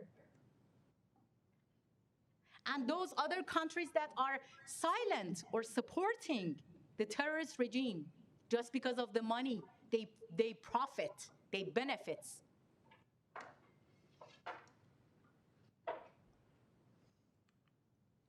Now, among all those protesters were women. But you know what happened? They don't deliver the women's body to their family. It is shocking. Why? Because they rape. And then they bring out the uteruses. Then they burn the body. Nobody would understand that that person was being raped. They rob people's body parts, the plants, they rob your kidney, they rob your heart. How devil the person could be, how devil the regime could be. Well, how these ideas come to your mind? That a person comes to the street to talk and ask about their human rights, and then you shoot, you rob their body, you rob their body parts, and then burn their body? Who are you? Are you humans really? What type of creatures you are? And then United Nations has chosen Iran The terrorist regime, the terrorist Islamic regime, for women's human rights. For women's rights. Can you believe that?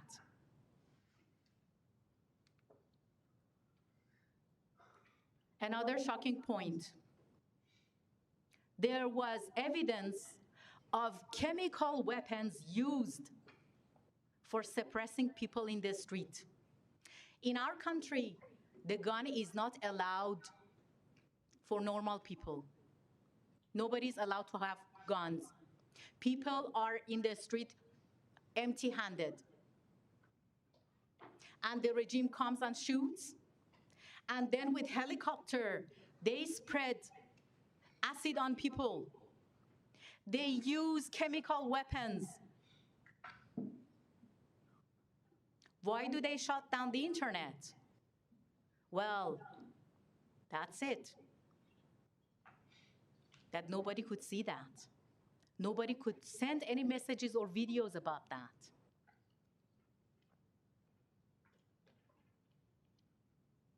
Iran is bleeding. The world is the next. We need military support.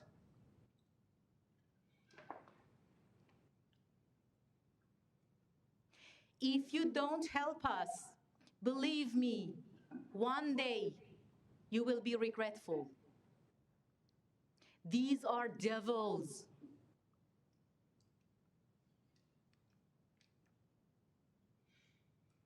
Nowadays, well, they say everybody's back home. No, they can't come out. They have the curfew. If you step out of your home in the evening, they will shoot non-stop without asking. Is it a normal life? And then they have changed. Look at this picture. This is the school. They bring their troops and their soldiers there. Isn't it a bit familiar? They have their meetings in the hospital. The authorities have their meetings in the hospital. Is it logical? Or when a country attacks and hit that hospital, then they would say, wow, look at here, they shot the hospital. No, look at behind the hospital, behind the school, what is happening there. They are really devil. They are the most violent creatures you could ever imagine in your life, in the history of humanity, of human being. And then they said to the world, we stop execution. But you know what happens in the prisons? You know how many young people are being arrested?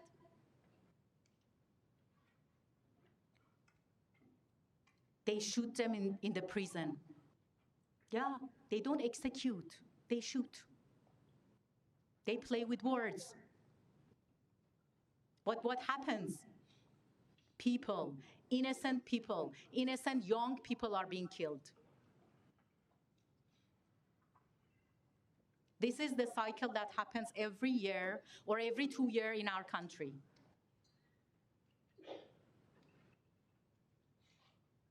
Iran, that has been the birthplace of the human rights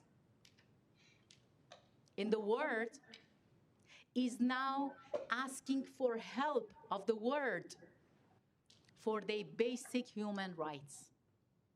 Help us. Help us to get rid of this terrorist regime, this terrorist Islamic regime.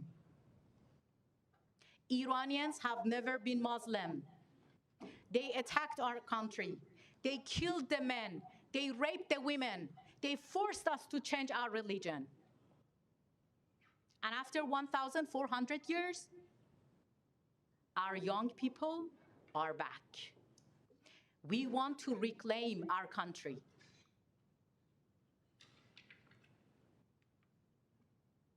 So, no deals, No deals with the murderers.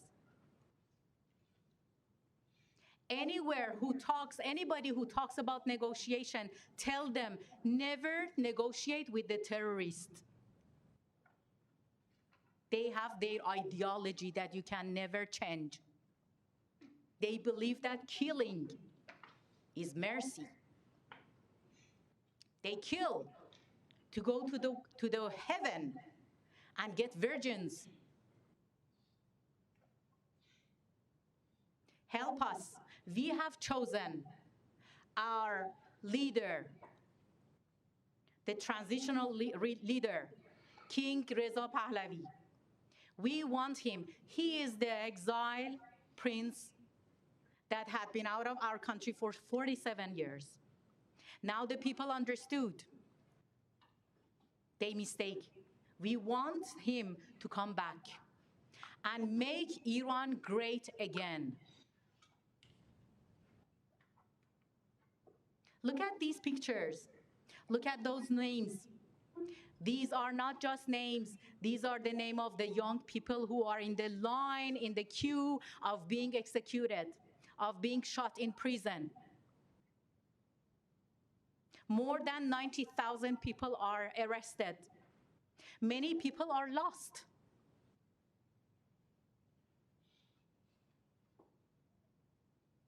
You know the meaning of lost? They rob you, they kill you, then they bury you in the middle of trash. Then they tell your family, we don't know where he or she is.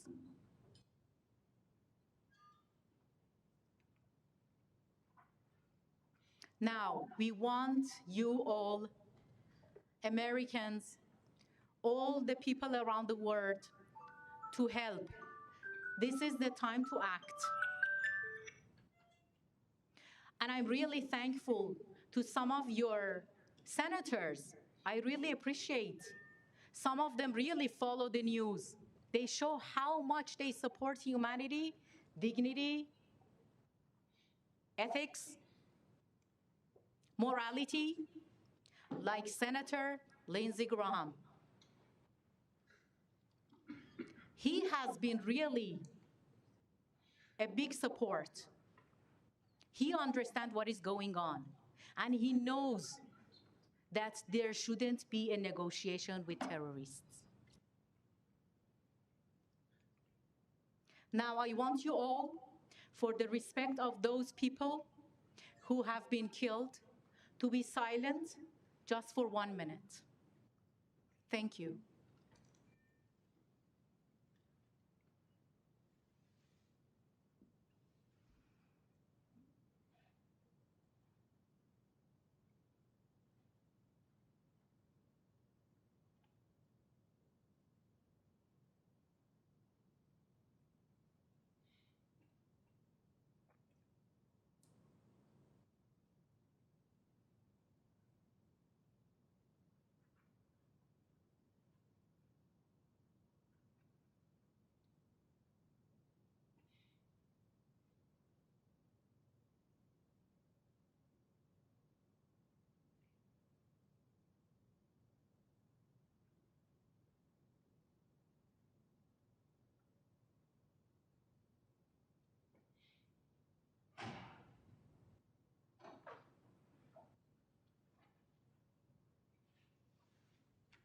For the final word, I want to thank you all for giving us this opportunity to be the voice of the people who are silenced. And I want to tell you that these people, these are not the leaders in our country. We don't want these people. These are the terrorists. We people, we Iranian people, don't have any problem with any people around the world. We love everyone. We love peace. We don't want terrorists. Help us. Thank you.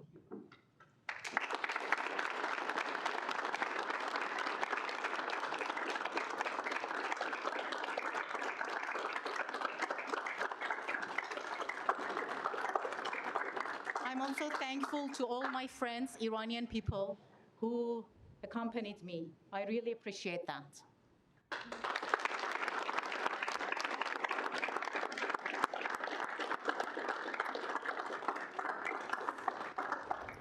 Are there any questions for the speaker?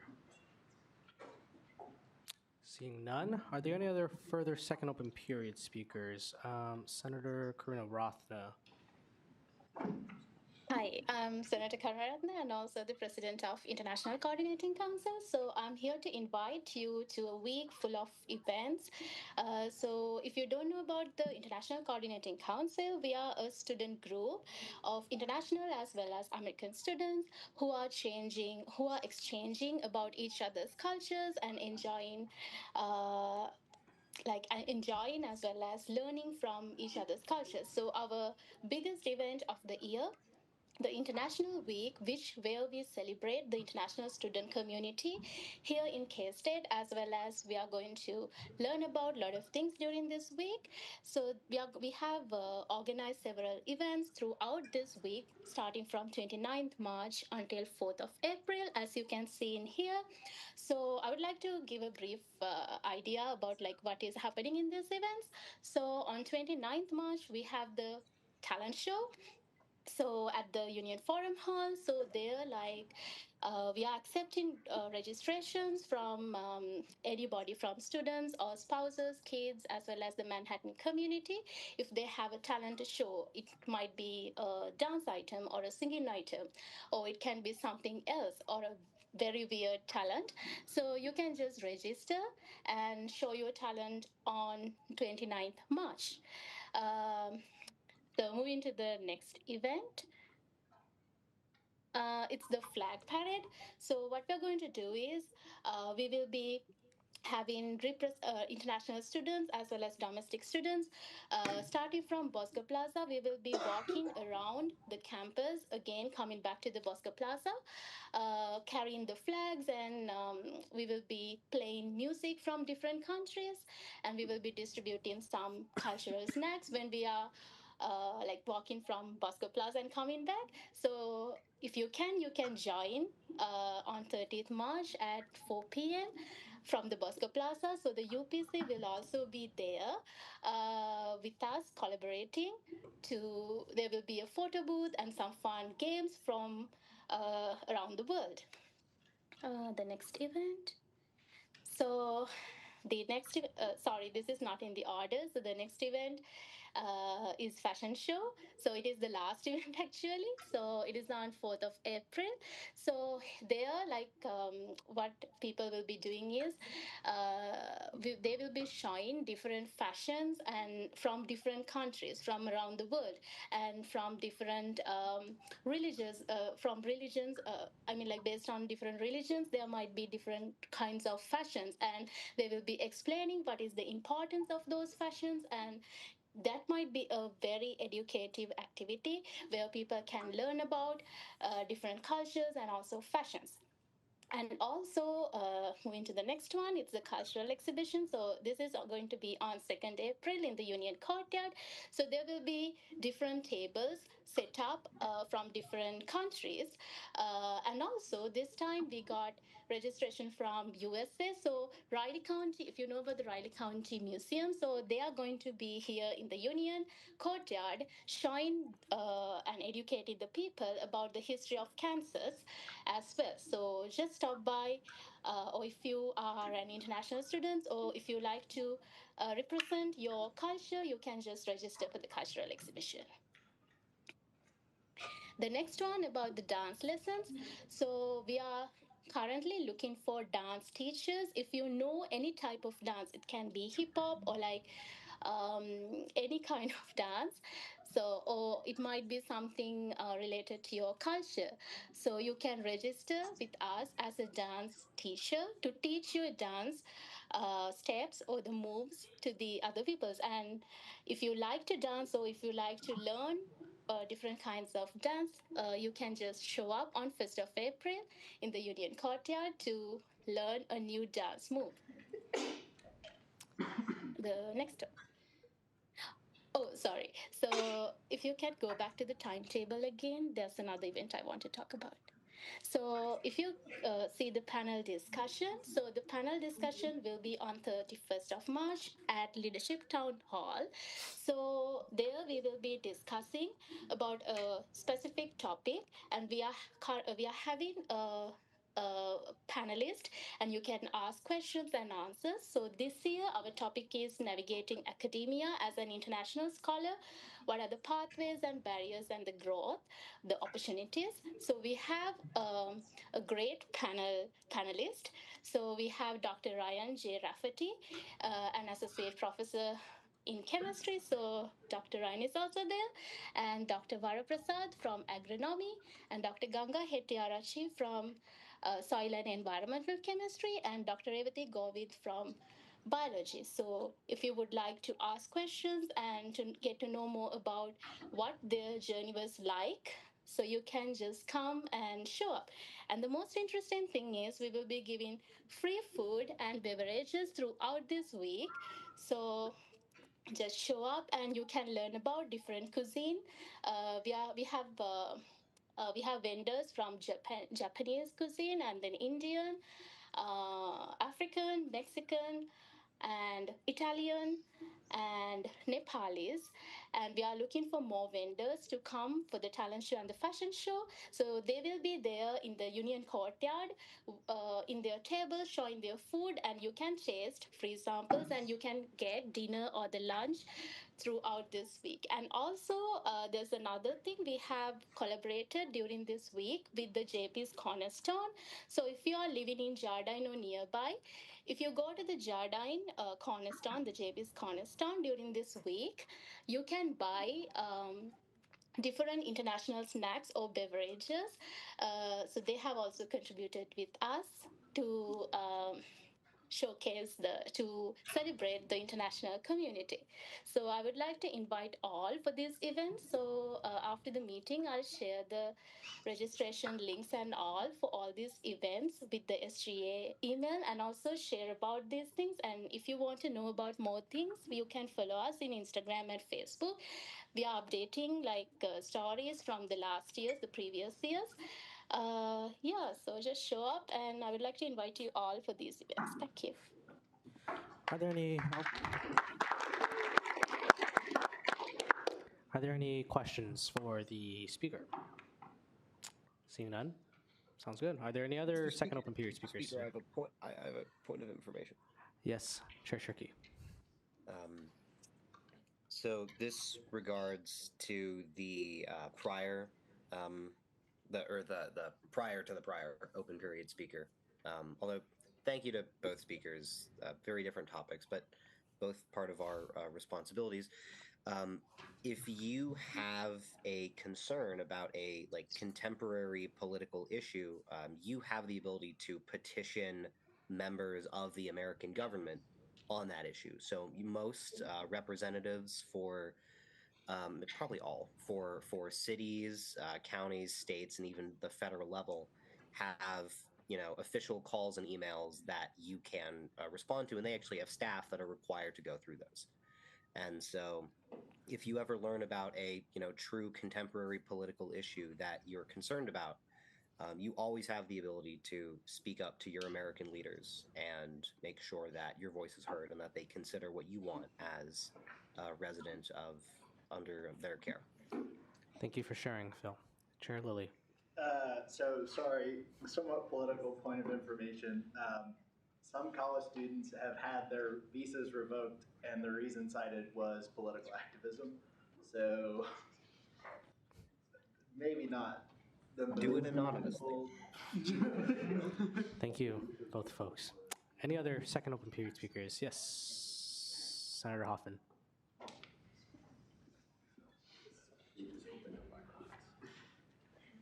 Like the fifth. Under 2 minutes, I swear, and it's not even about my band. Next Thursday, YDSA, Young Democratic Socialist America, they sent out a survey over the last like month or so, something like that, of undergraduate compensation. I know there was a lot of talk with GSC earlier about the graduate students, and so they felt undergraduates were underrepresented. So there's going to be a forum in Forum Hall at 6 to 8 next Thursday. So if you're not doing anything hour before Senate, you can come listen to see what they are doing. Also, anybody else notice there's so many more cameras on campus? I just wanted to talk about this. I don't know if anybody noticed this. I don't know. They've been putting them up like crazy. It's all over campus. And I just wanted to see if anybody had thoughts on that. Like security cameras? Isn't that what he came and told us about last time? About them putting up more cameras? I can't remember. Yeah, You might be right. yeah, he was talking about putting more cameras up.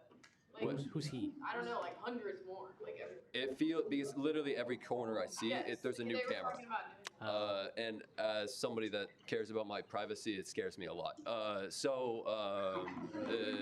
don't know. I wanted to know where those fees are going, and camera. I assume it's the police, but I wondered if anybody had ideas or anything on that. That's it. Yeah, Chair Black. Do you remember if we passed that resolution or something to put more cameras up last year? For like the bikes? It was for bikes specifically. Did that pass? I don't know. I think so, right? It did. I think that was. Yeah, Senator Richenberg. It was about. He did pass Senator. But that was only for bikes, right? In dorms. At dorms, which I think is reasonable. And I think that's only what he said last time too. It was the bikes getting stolen at the dorm. So I don't know why they would be all over campus. But it's yeah. I wish I could help you. Oh, sorry, you can't do illegal stuff on your way to class. I know. All right. Any questions for the author? I'm assuming not. So, yes, Senator Freeman. And tech, we watched or we listened to someone's presentation. There's actually like less than I think 250 cameras across campus, or there was. And part of like the new master plan is like revamping that because most of the cameras weren't even working. And in the dorms, I believe he said that there's not even cameras on the floors. Yeah, Senator Pena. In addition to what she just said, by the end of this strategic plan that they've laid out for cameras, the goal is to have about 600 cameras fully active across campus to make sure that students feel safe and that things are being protected outside of their areas. Thanks. Any other questions? Yeah, Mr. Watson. Point of information, the Salina campus is also getting a ton of new cameras and help safety. Everyone's getting cameras. Thank you. For pointing that out. Any other second open period speakers that would like to speak tonight? Okay, we will now move into Senate shout-outs tonight. Anna, feel free to take it away. All right, guys, can you please quiet down? Sorry.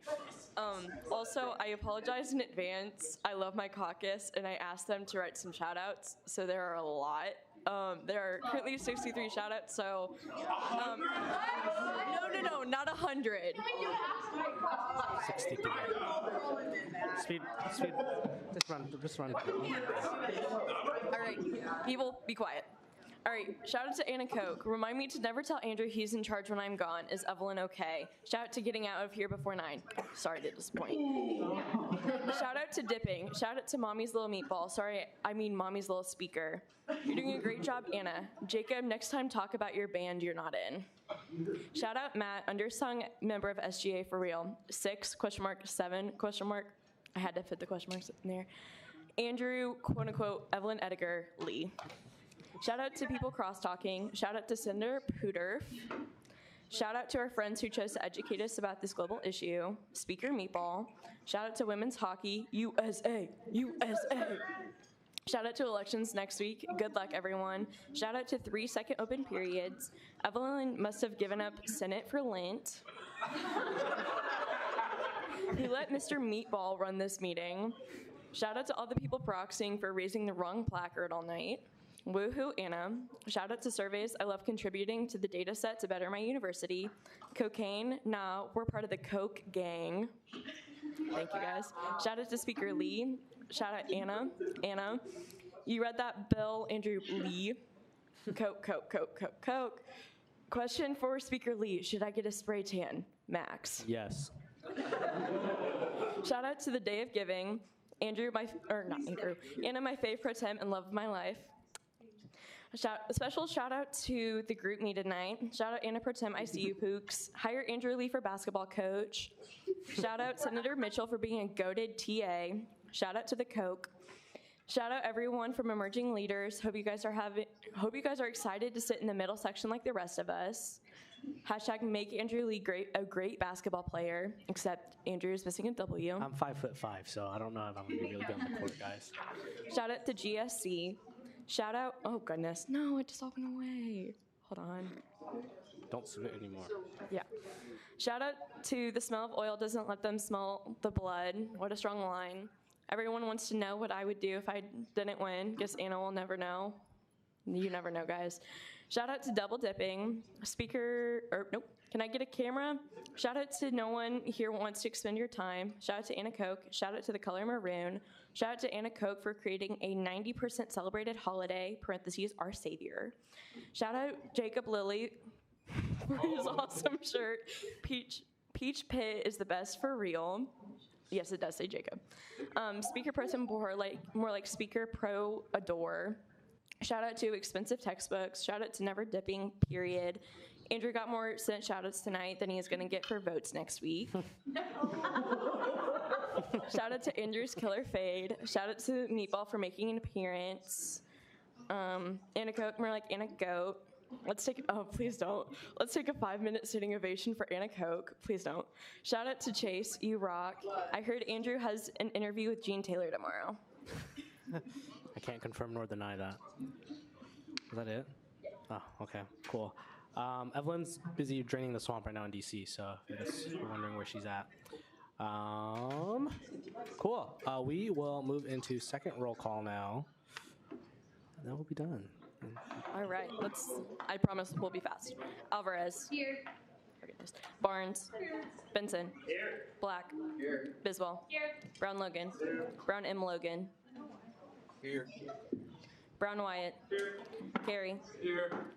Dunn. Here. Dominguez. Here. Freeman. Here. Gaston. George. Yes. Glasscock. Gurushankar. Heller. Holmes. Holzmeister. Hoffman. Kramer. Karunaratne. Here. Kraus. Jacobson. Here. Hassan Shakib. Landwehr. Lilly. Mickey. Mitchell. Here. Naughton. Ohm. Oanuju. Otto. Here. Pena. Perry. Phillips. Palenko Castro. Pooter. Rafferty. Richburg. Richenberg. Rudd. Scarborough. Shellhace. Shirky. Here. Shah Savari. Solis. Here. Till. Trump. Zacco. Here. Okay, I'll now entertain a motion to adjourn. Second. Chair Lilly. I move to adjourn until next Thursday, the 26th at 7:30 p.m. Is there a second on that one? Second. We are adjourned. I forgot to say it, but I just